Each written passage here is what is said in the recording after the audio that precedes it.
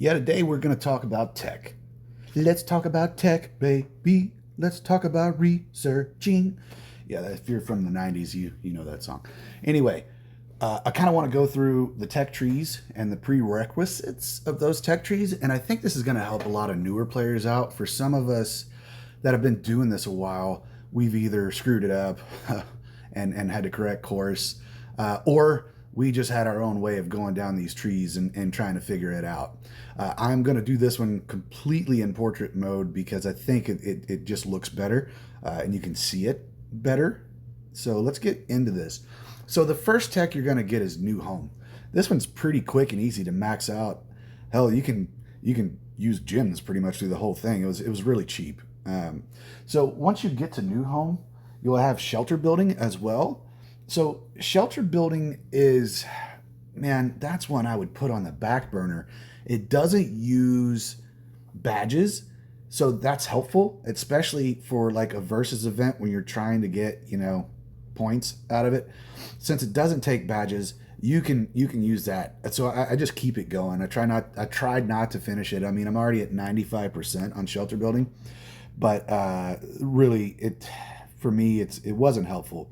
All the tech that I did, I wanted to be more useful in fights and able to burn HQs and things of that nature. So shelter building, my opinion, put it on the back burner. No need to rush through that. Now, it does unlock HQ management once you get that done. So HQ management, I think, is another one that doesn't require badges. So maybe that's something you want to have open up for you. For me, I just haven't yet. Again, I gave you the reasoning on shelter building, but maybe I'm dumb and maybe I should finish it and open up HQ management. I don't know. You let me know what you think. So once you get through, HQ management, it'll unlock rapid growth. Again, I don't have that unlocked because, I don't have any of that shit. So rapid growth is another one that I think you'll be able to get through fairly quickly. I don't think it's super expensive. Now, that is all just the HQ-based research. So once you get some of these done, you're going to see your combat-based research. So hero training, obviously, that's a good one to max out. However, I was a little late on finishing it 100%. And the reason for that was because I went for elite troops. This had some really good stuff for me. And if you've watched past videos and you saw the thick walls, comments and stuff that I make, I attribute a lot of that to the elite troops tech, along with and combined with the hero training. There's some good stuff in here as well. So cockpit is a great one to kind of boost up your formation power. I did like that. And then you have these guys with the defense and attack.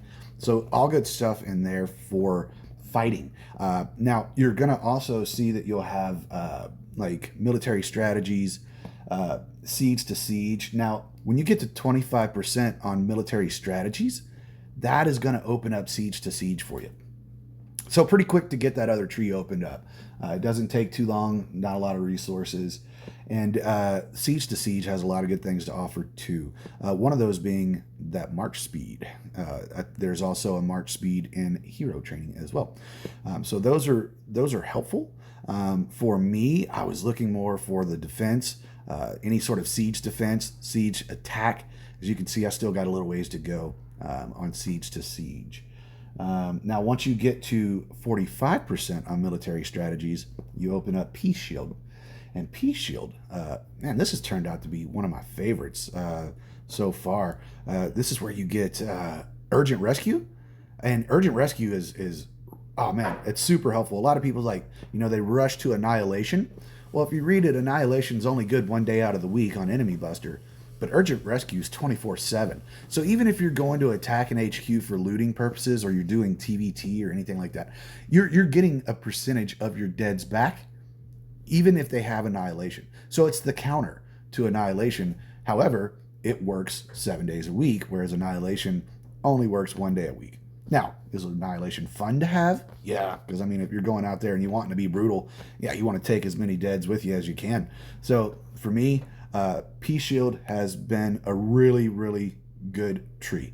You got a ton of defense techs that you can do, a lot of siege defense and siege attack. Yeah, I mean, for me, I love it because I stayed as a small account, quote unquote trap account for a long time. And that was part of the beauty is I would have all of this tech, really good gear on the heroes, and I would just teleport into an alliance and basically just let them beat on my city and zero themselves. I didn't have to do anything. It was easy versus points for enemy buster day. So let's move on past Peace Shield. Once you get your once Peace Shield is at 45%, I'm way off here. So once you get Siege to Siege at 100%, you're going to unlock Field. And Field, I don't know what's in there, but I'm just going off of what someone has pieced together for us. I did get a little map of how it's laid out from one of the subscribers in the Discord channel. So we'll look for Field once Siege to Siege is at 100%. Once Peace Shield, however, is at 100%, you're going to get Army Building. So I'm assuming that's another really badass combat-based research tree. So, looking forward to that one. Now, unit special training, you can see it down here at the bottom. You have to get your HQ to 30 and then your lab to 30. So really expensive in terms of resources to even get that unlocked. And then from what I'm hearing, it's something like 1.5 million badges to get through it and unlock the T10 troops. So for me, that's a long goal, man. That's the long game play right there, unless you're going to drop some coin. If you want to buy some packs and rush through that, more power to you. I know plenty of people that have, and they have some pretty swole accounts. Yeah, I mean, really not much you can do when there's a T10 coming up into your hive and wrecking shop, And then you got Fully Armed Alliance, which that's the one the game is recommending. You can see the thumbs up on it. I've went through and I've got what I thought was useful out of this. So again, my siege defense, siege attack kind of stuff. And then you also have the assault for siege. This helps you when you're going to attack an HQ. So I've actually neglected this one for quite some time as I was working through Peace Shield. So yeah, hopefully I can get Peace Shield done relatively soon, get some more of this knocked out, because it's a super helpful tree. And then your alliance-based research is alliance recognition. This is a debatable one. And the reason I saved it for last is because some folks say, you know what, go ahead and rush through this because you increase your points capacity or your points gathering for the versus events. And you do. It's just for me, this was not super helpful for anything in the field other than some march speed. I did like that. The other thing too is you do kind of want to rush a little bit of this and unlock your chest 7 through 9 from the versus rewards, because that does help. I mean, you're getting fragments and badges and all kinds of good stuff from those chests from versus. So I do recommend hitting this kind of hard, but in my personal opinion, I don't think it's worth maxing out completely up front. If you do that, that is a really good long game play. But you're going to be weak in the field. You're going to be weak when you're trying to burn HQs. And your HQ itself is going to be fairly weak. Now, are you going to rack up points for the Alliance and Versus? Hell yes. But, for me, that just wasn't my style of gameplay. If that's your style of gameplay, no hate from me. I'm just saying I wouldn't do that if you're just starting out.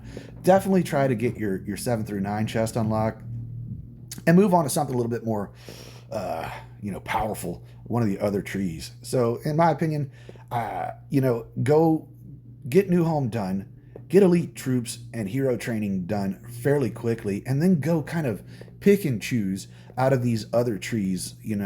Get something that's worth a damn out of here. Anything that has to do with the especially the siege, any siege attack defense that you can get, any troop HP, any attack defense, anything like that you can get.